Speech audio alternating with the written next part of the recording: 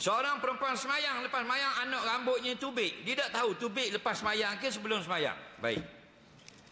Lepas semayang, Assalamualaikum warahmatullahi, Assalamualaikum warahmatullahi. Anak rambut dia tubik pergi jalan. Tak lah, tubik daripada kepala je. Kata ulama, semayang ini mesti ikut syarat daripada hamzah sampai mim. Apa syarat sah semayang? Tutup aurat, ngadap kiblat, suci dari hadas, suci dari najis. Faham lagi? Nah, wajib daripada hamzah sampai huruf mim. Apa hamzah? Allahu Akbar, ada hamzah depan. Daripada hamzah tu wajib tutup aurat. Kalau rambut keluar sebelum sebelum Allah, tak apa. Masa dia kata rambut dia masuk. Tak apa. Okey. Jadi nak kata Allah, wajib dah tutup aurat masa tu. Daripada Allah tu, hamzah dipanggil.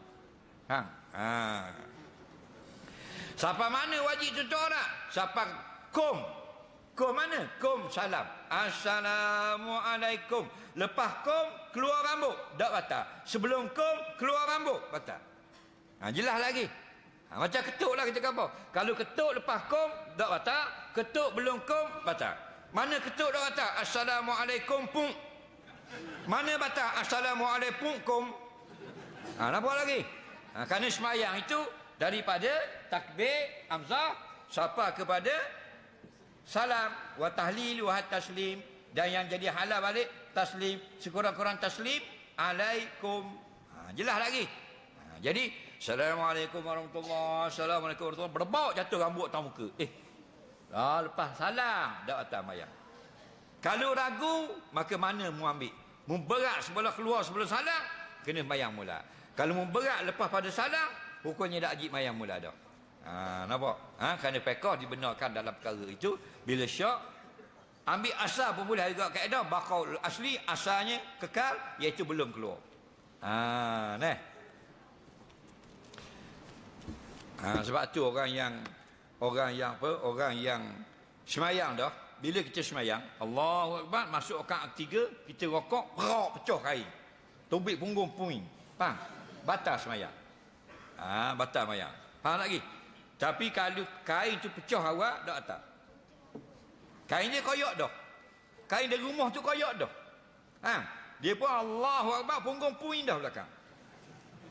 Tapi tak sedar. Masa takbir tu punggung puing dah. Anak dia buat koyak mana? Anak dia buat main Superman kain. Bila cari, anak dia pun lipat-lipat susu ayah dia tak nampak. Bila mayang subuh, ayah dia ambil berapa punggung puing belakang. Nampak betul tattoo di punggung. Faham lagi?